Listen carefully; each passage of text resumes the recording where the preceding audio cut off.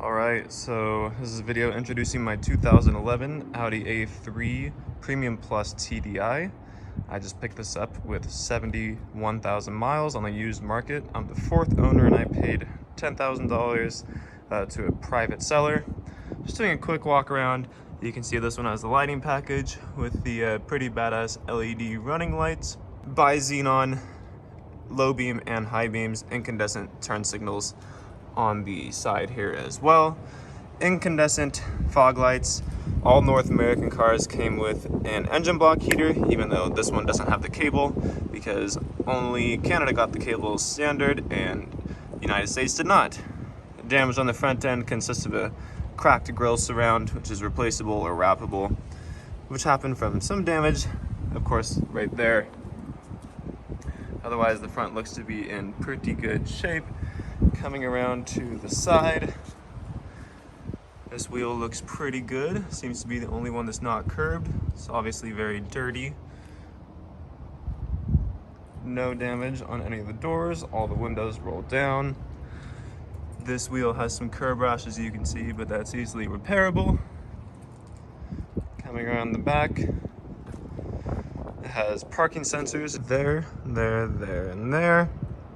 It's a TDI car, 2-liter turbo 4-cylinder with 140 horsepower, 236 pound-feet of torque. You can see the LED parking lights in the rear lit up there. Signature Audi right there. Single tailpipe. There's a little bit of fade up on the top here. This is about the only place where there's fade on the car. That's a plastic piece that's black. I can wrap it black and it'll solve that problem. Pretty curved up on that wheel. I'm gonna have to get that fixed. Coming along the body line, it looks pretty good. The only dent you can really see is down here, right here. He must have went over some sort of wet concrete, I would guess, because there's also some splatter here that's gonna need to be cleaned up.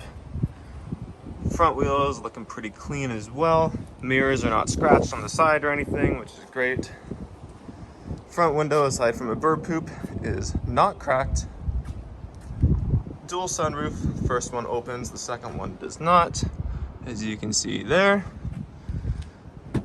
Coming onto the inside, turning off the parking lamps, you can see the driver's door, lock and unlock mechanism, a little bit of wear and tear here on the trim, automatic up and down on all 4 windows, mirror control, and your child lock.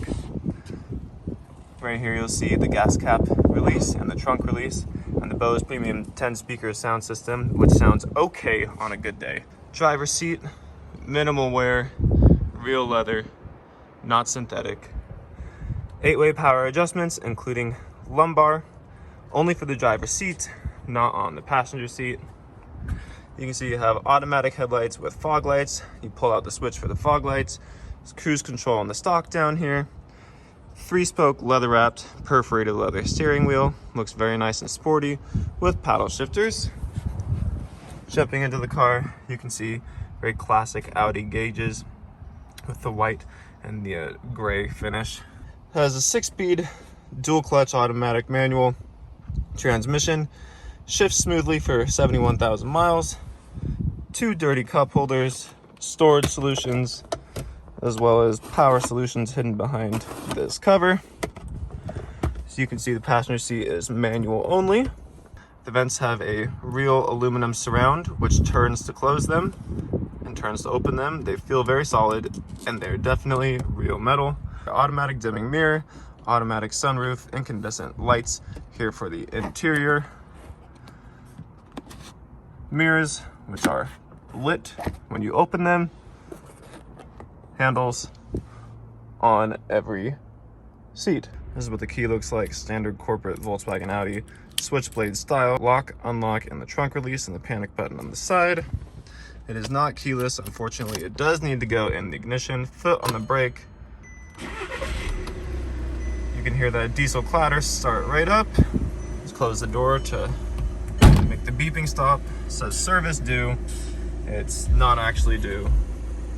You can see the car has lifetime Sirius satellite radio, map, quite outdated. You zoom in and out using this dial. That's something I'll never use. I'll end up just using the radio only. If you would like, you could go behind and use the DVD slot there to update the navigation system, as well as there's 2 SD cards for any sort of media that you'd like to play. That feature is definitely going to break at some point, so I'm going to limit the amount of times I do that. Dual zone automatic climate control. As you see, I click the button once and it starts ramping up the speed automatically. Functions very well and blows cold immediately. Gauge cluster here. You can cycle through various menus using the button here on the bottom of the stock. Fuel economy information, average over the amount of time that you've turned on, average over the amount of time that you've had this tank, current mile an hour, navigation, which will appear in this cluster when you're driving. The paddles illuminate at night, all of the steering wheel controls illuminate at night, so do all of the controls here on the door. Everything illuminates a red color, including up here. You can see these 2 holes. These are LEDs that paint a red sheen over the interior when it's dark outside. Give it a little rev to hear some sounds.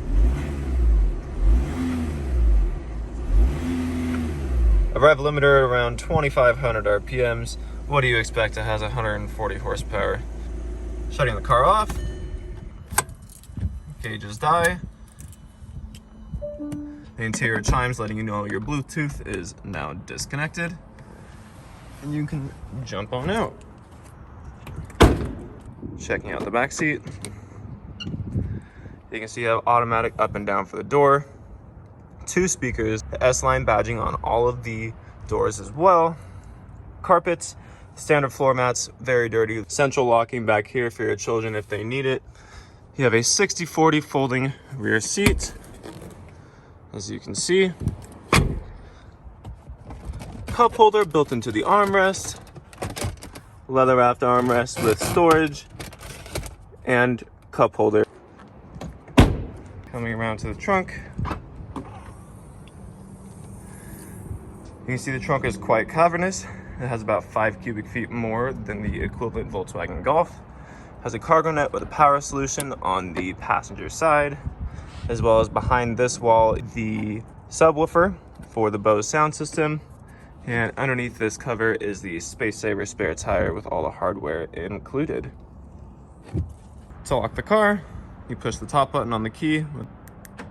Since the trunk is open, it won't beep, but once you close the trunk, the car will beep, signifying that is successfully locked.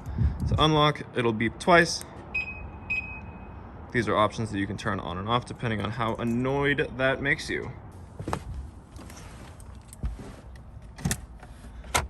In this bag, you will find the original window sticker. 2011 Audi A3 2.0 TDI front wheel drive S-Tronic. Starting price $30,250. This lava gray pearl effect paint $475. Audi Navigation Plus system with the iPod interface, another $2,050. Premium Plus model gets the xenon headlights, Bluetooth hand-free, 3-spoke multifunction leather steering wheel, power front driver's seat, illumination package, storage package, aluminum metal beltline trim, and the 17-inch alloy wheels, which were removed from the options list when the 18-inch sport package was chosen for this car, with the sport seats, sports suspension, and the 18-inch alloy wheels with high-performance tires. These are basically the same wheels that are on the Audi S4. Those 2 packages were $2,000 and $1,400 respectively. This one also has the convenience package with the auto-dimming interior mirror with compass, rain and light sensor, Bose premium sound system, rear parking sensors for $1,275. The open sky double panel sunroof, $1,100. Destination $875 for a grand total of $39,425, with 75% German content, rated MPG from the factory, 30 city, 42 highway, an average of approximately 34 MPGs.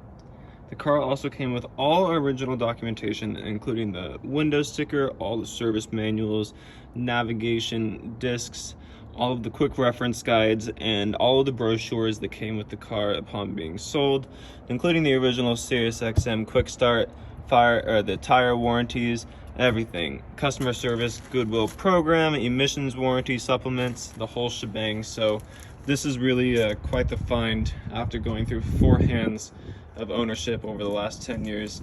Checking underneath the hood. Audi Volkswagen products always make it very easy to open the hood. You just reach right above the logo, pull up, and it's open. This car is missing the plastic engine cover, but everything looks pretty good underneath here. VIN numbers match. There's a little bit of a washer fluid leak, but that is no big deal. All maintenance is kept up to date according to Audi Corporate USA. I phoned them and they said that this car has never missed a service interval, has been repaired by the Dieselgate emission scandal warranty, and is warranted up to 168,000 miles, up to 14 years after purchase.